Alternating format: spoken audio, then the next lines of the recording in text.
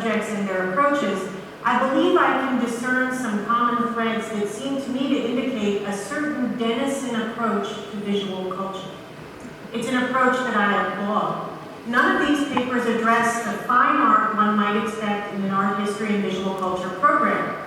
No Monets, no Warhols, not even any Congo sculpture from Central Africa or imperial art from China.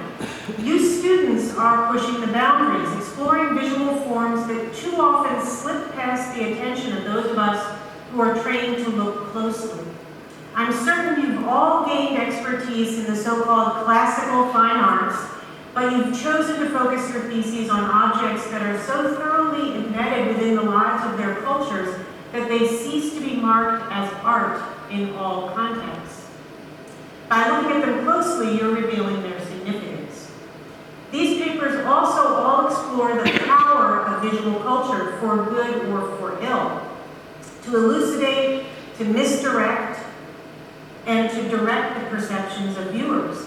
They address how visual expressions deliberately or sometimes unintentionally shape conceptions of the most fundamental elements of people's lives. Among the papers, we have analyses of visual cultures that shape our perceptions of life cycles and markers of a fulfilled life, for what else are bridal magazines. Health and disease, and in turn, healthy versus diseased cultures. And I see this in both the paper on HIV/AIDS and Ebola, as well as the paper on e-waste. Conceptions of race and the social meanings of a history of racism. Conceptions of national identity and conceptions of class as well, and conceptions of an entire continent. What could be more important? So I applaud all of you for your ambition. Also, I find diverse approaches represented here as well. We have analyses of spaces, cities, and landscapes, and I include here the dumps or e-waste, popular culture imagery, including social media, photography as photojournalism and as advertising, analysis of monuments as well. So really, much food for thought here among all of these papers, though I know you didn't plan these connections among what you were studying. Let me say a bit more about monuments. We have two monument-related papers, one official, the Sir Walter Scott Monument, and one unofficial, the monuments that sprang up in response to the Charleston tragedy. Then the unofficial come to represent another set of official monuments, or come to respond to another set of official monuments, the many Confederate monuments that populate cities in the South. And I should note, as a transplanted Southerner myself, I'm constantly taken aback by the presence of these Confederate monuments. And I'm glad to see the recent protests which expose the history that we all share, but is rarely acknowledged. So that's the power of art to reverberate in centuries beyond its production. We might see the e-waste dumps as another, also unintentional monument, now a monument to the transnational systems that have long marginalized Africa and the interests of African people. This marginalization is made shockingly vivid by the sight of these dumps. Every bit as powerful as a monument as any British commemoration of a national hero or American monument to a Civil War general. And your interpretation reveals this significance. I'd also like to briefly bring into dialogue two other very divergent papers. In fact, they really couldn't be more different on the face of them. Our paper addressing bridal imagery in the US and Gretchen's paper on HIV/AIDS and Ebola imagery. They might be viewed as opposite poles. One addresses imagery that tells us what we want or what we're supposed to want. And the other explores the construction of a continent that represents all that is failure, poverty, illness, and disempowerment. Both papers explore the makings of meanings.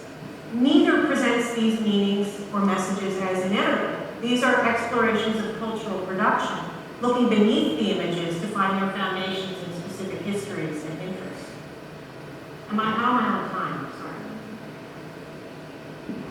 Wave at me because I had so much to say about these papers, I might have gone wrong. Broadly, all of these papers demonstrate that cultural expressions are never innocent. While serving their producers explicit political ends, i.e. Sir Walter Scott, or being redirected by the consumers or viewers of images like Confederate monuments today, the visual world demands close and constant attention. These papers demonstrate that you're skilled in this analysis, and I know you will continue to look critically, no matter where you turn to next. Turning to each paper now with some comments and questions in no particular order. Gretchen on HIV, AIDS, and Ebola imagery. I very much appreciate how you've complicated the construction of the trope of Africa as suffering victim.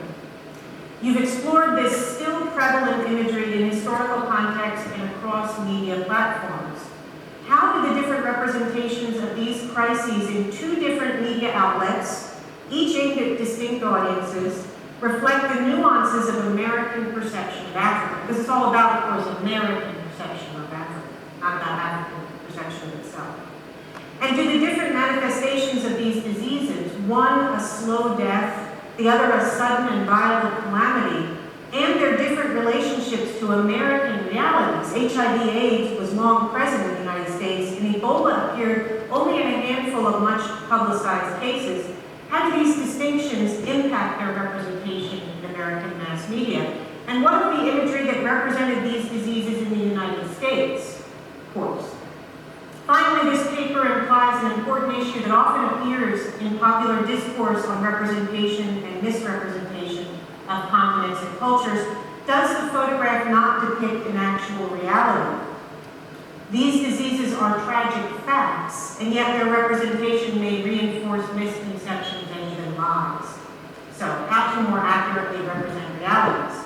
Turning now to Edinburgh and Drew's paper on the Sir Walter Scott Monument. This is a fascinating study of how cities and their ornaments both reflect and shape cultures.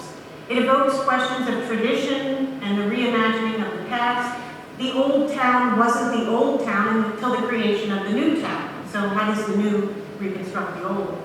Suddenly its connotations changed as it became a representation of the past and of Highland culture. I find it fascinating to consider how a historical figure, Sir Walter Scott, both actively participated in and was deployed by others in the construction of Scottish identity. I'm sure you've read about and you mentioned the role of tartan fabrics in this history as well, and one could bring this discussion up to the present, or the near present, with the explosion of popular interest in Scots culture with the 1995 Mel Gibson movie, Braveheart. And I ask myself, and I ask you, what would Sir Walter Scott have thought of this depiction? The use of style, in this case Gothic sculptural style, to embed a message within the monument is a fascinating reading of this as well. I'd be interested to learn more about the representation of Sir Walter Scott in other media across British history. And how was the monument received in its day? Has it, and Walter Scott himself, been mobilized for political ends in more recent contexts? What about the current debate about the Brexit, that is the exit of the UK from the European Union, the vote that will take place this summer? I've read of Scottish advocates of independence, that is Scottish advocates of independence from the UK, looking to the Brexit as an opportunity for their cause. It'd be fascinating to see how the monument figures in this recent political change. Now, turning to Megan's paper on the Charleston shootings, this is a fascinating and complicated topic addressing a history that's very much in progress today. The project has many layers: the history of Charleston and the American South, and we shouldn't ignore the history of racism, even if not official Jim Crow laws in many other American regions. I don't want us to only focus on the South. And the imprint of this history on the spaces where we live.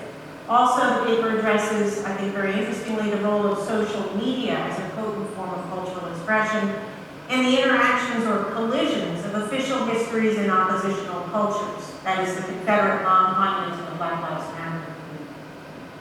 How, Megan asks, do visual expressions create, interpret, sustain, and subvert the complexities of these systems? The focus on Confederate monuments as a locus for protests indicates the power of visual expressions, as do the wide-ranging responses to the Confederate battle flag. The flag in particular offers an astounding example of the continued struggles over meaning more than a century after the war for which it was created.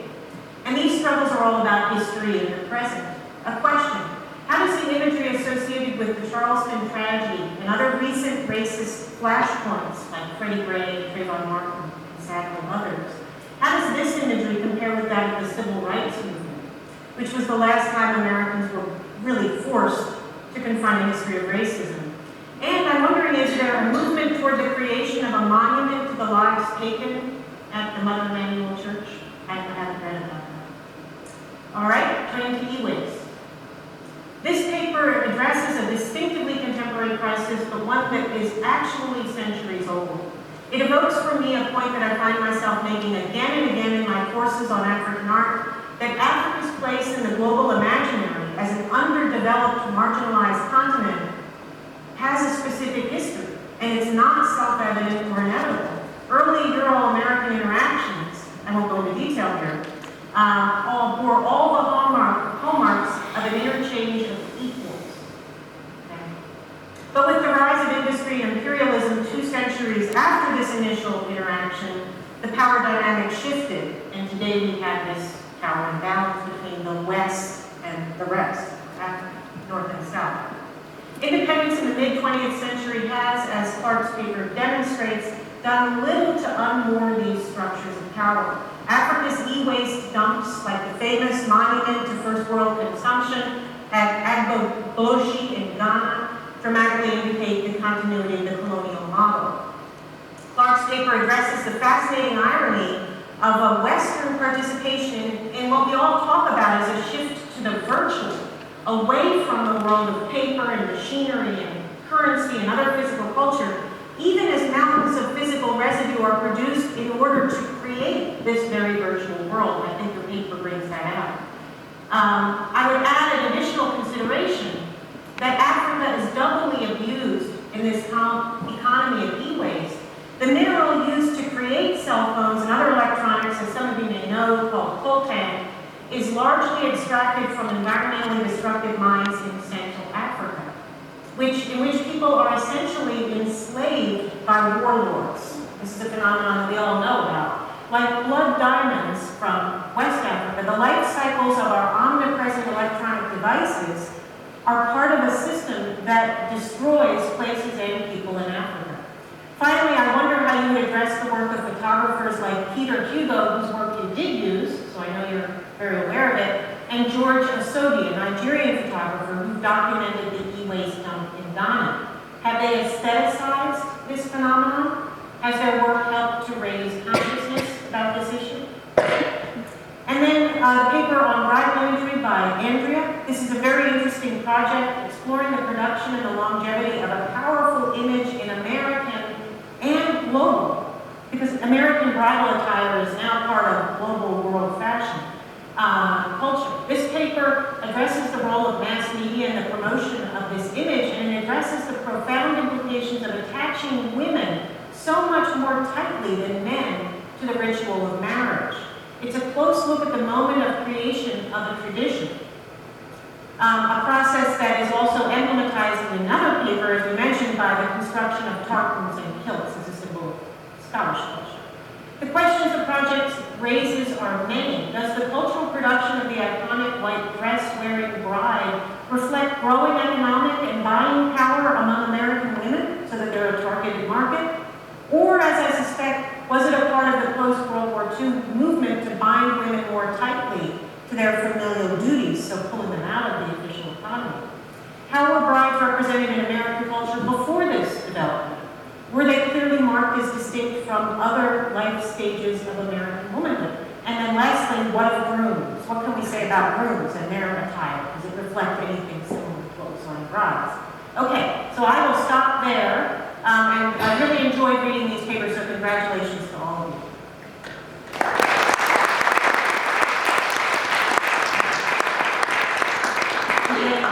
Is there a response from students to questions, or? I'm just, yeah. Does anybody have a response or insights? I expect answers to all of the questions. What's the name of the Nigerian photographer? Oh, George Osodi, right? B-I or D? Osodi, yeah.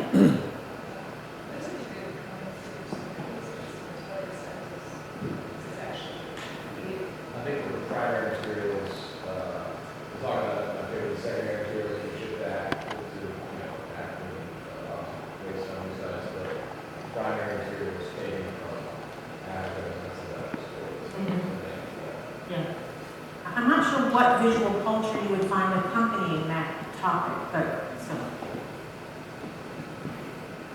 I'd like to point about bringing in the contemporary Scottish identity, and I think that's how I'm actually going to include my paper, and just because how my connecting points between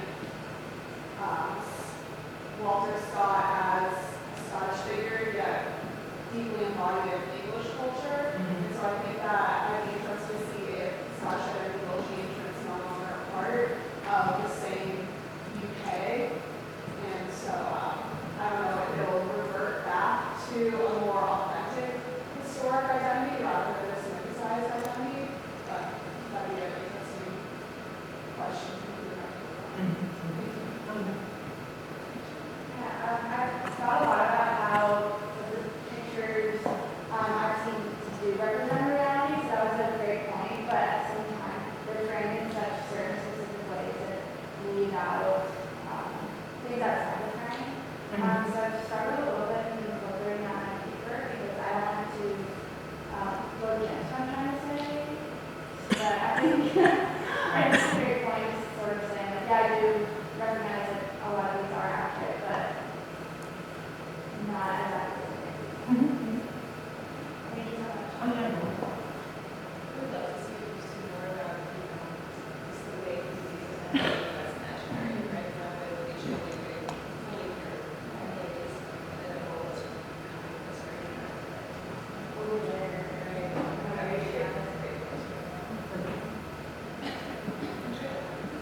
I really liked the tying in of a targeted market and consumer culture, and I think that really helped with my paper and tying everything together, the economy and stuff. Yeah. Thank you. In response to your question regarding the construction of the monument, there is actually now a part of the industry on which the church